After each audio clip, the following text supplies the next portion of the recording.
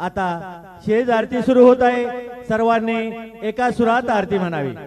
अभी शेज आरती शुरू हो रही है। आप सब एक सुर में आरती गाइए।